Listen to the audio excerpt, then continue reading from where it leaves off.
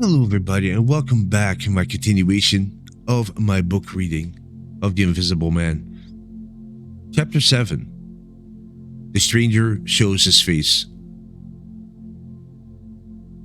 It was 5:30 when the stranger went into the little parlor of the Coach and Horses, and there he remained until nearly midday, with the blinds down and the door shut, and nobody went near him.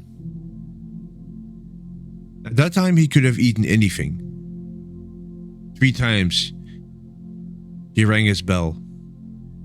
The third time, loud and long, but no one answered him. "Telling us to go to the devil, indeed," said Mrs. Hall. Soon came the story of the robbery at the vicarage, and that started them thinking. Hall went off with wagers to find Mr. Shackleford, the lawyer, and take his advice. But no one went upstairs, and no one knew what the stranger was doing. Now and then he walked rapidly up and down, and they heard him swearing, tearing paper, and breaking bottles. The little group grew bigger. Mrs. Huxter came over, and some young fellows joined them. There was a stream of unanswered questions. Young Archie Harker tried to look under the closed curtains. He could see nothing, but he was soon joined by other boys. And inside, in the darkness of the parlor, the stranger, hungry and afraid, hidden in his uncomfortable hot clothes, stared through his dark glasses at his paper, or shook his dirty little bottles, or swore at the boys outside the windows. In the corner by the fireplace lay the pieces of several broken bottles, and the sharp smell of a strange gas filled the air. At about midday, he suddenly opened his parlor door and stood looking at the 3 or 4 people in the bar. "Mrs. Hall," he said. Somebody went and called for her. She soon appeared and a little short of breath, and so even more angry. Hall was still out. He had had time to think now, and had brought the stranger's unpaid bill. Why wasn't my breakfast late?" he asked. "Why haven't you prepared my meals and answered my bell? Do you think I can live without eating?" "Why isn't my bill paid?" said Mrs. Hall. "That's what I want to know. I told you 3 days ago I was expecting some money.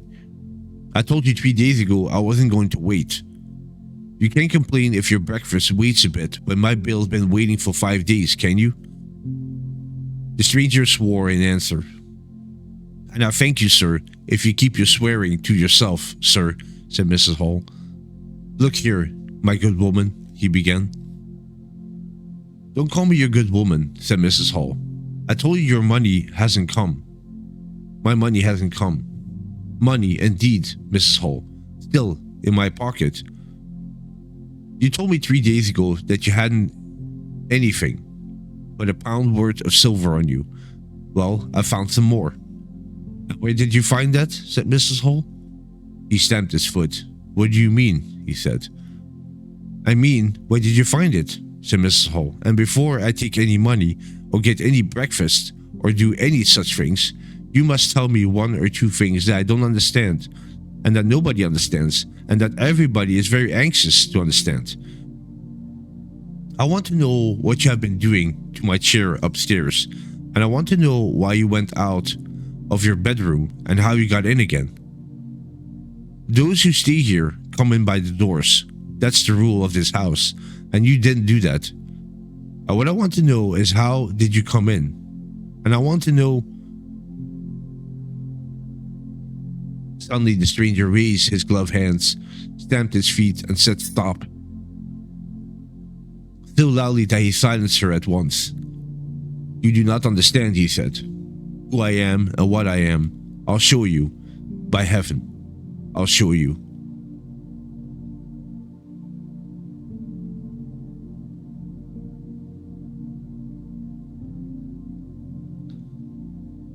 He put his open hand over his face, and then took it away. His face became a black hole. "Here," he said.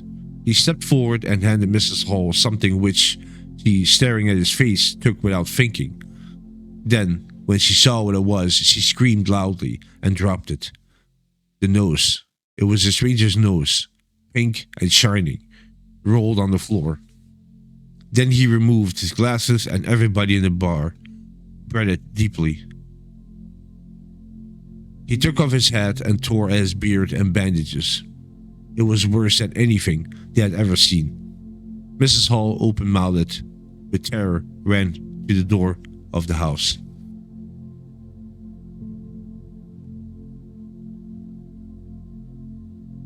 Everyone began to move.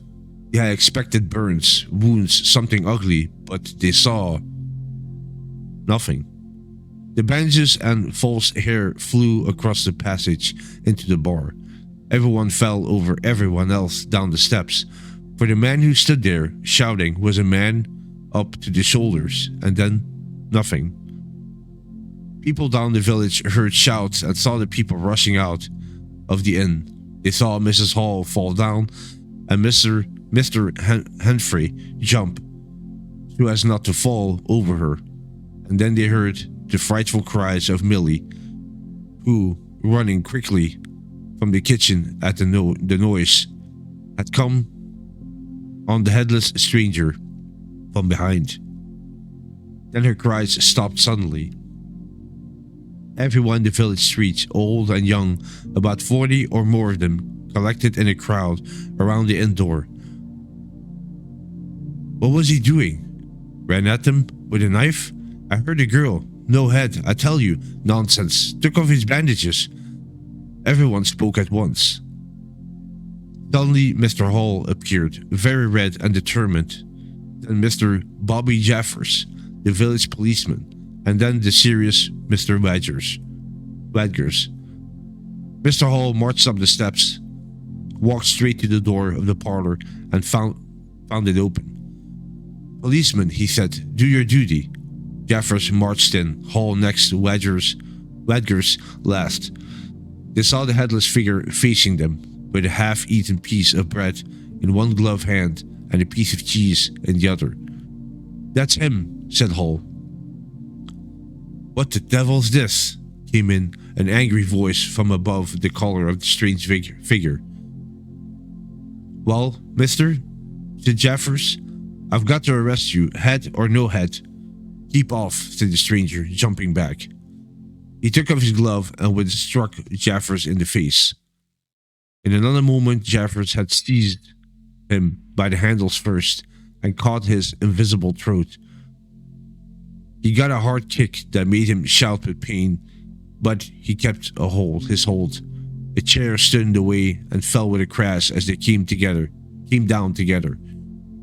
Get hold of his feet, said Jaffers between his teeth to the other man.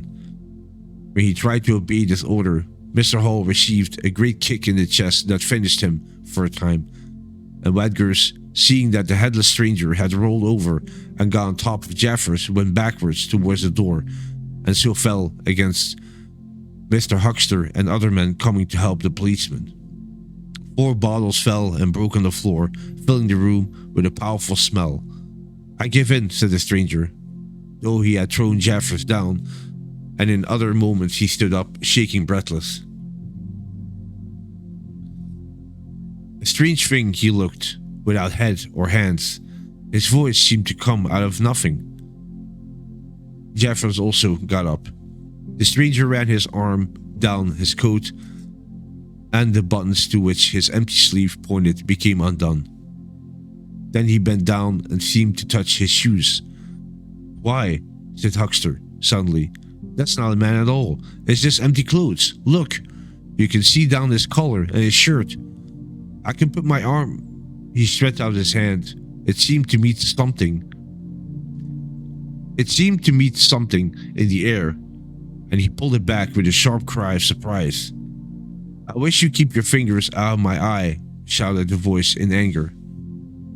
The fact is, I'm all here, head, hands, legs, and all the rest of it. But it happens I am invisible. But that's no reason why you should put your fingers in my eye, is it? The suit of clothes, now all unbuttoned, stood up.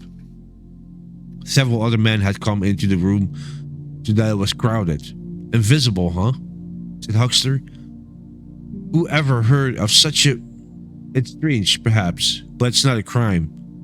Why am I attacked by a policeman in this way? Oh, that's different, said Jeffers. I can't see you, but I have orders to arrest you, not because you can't be seen, but because a house has been robbed. Well, and it looks as if... Nonsense, said the Invisible Man. I hope so, sir, but I've got my orders. Suddenly the man sat down, and before anyone could think of stopping him, he had thrown off all his clothes, all except his shirt. Here, stop that, said Jeffers suddenly. Hold him, he cried. If he gets his shirt off, hold him, shouted everyone, and there was a rush at the white shirt, which was now all that could be seen of the stranger. The shirt sleeve struck a blow in Hall's face that sent him backwards into old Tootsum, the gravedigger. And in another moment, the shirt was lifted up, just like the shirt that had been pulled over a man's head. Jeffers tore at it, but only helped to pull it off. He was struck in the mouth out of the air and lifted his stick and hit Teddy Humphrey hard on the top of his head. Look out, cried everybody, hitting everywhere at nothing.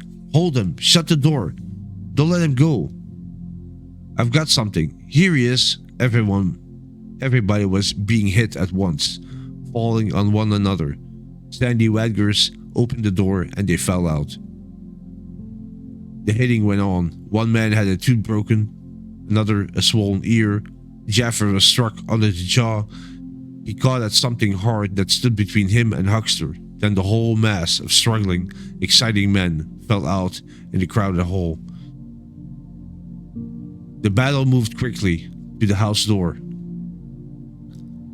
There were exciting cries of "Hold him," "Invisible," and the young man, a stranger to the place, rushed in, caught something, missed his hold, and fell over another man's body. Halfway across the road, a woman fainted as something pushed past her. A dog ran growling into Huckster's yard, and with that the Invisible Man was gone. For a moment people stood, not knowing what to do, and then they ran, scattered as the wind scatters dead leaves. But Jeffers lay quite still, face upwards, and knees bent. And that was the end of Chapter 7, The Stranger Shows His Face. Thank you so much for listening. Hope you enjoyed it. Take care, and I'll catch you in the next one. Bye-bye.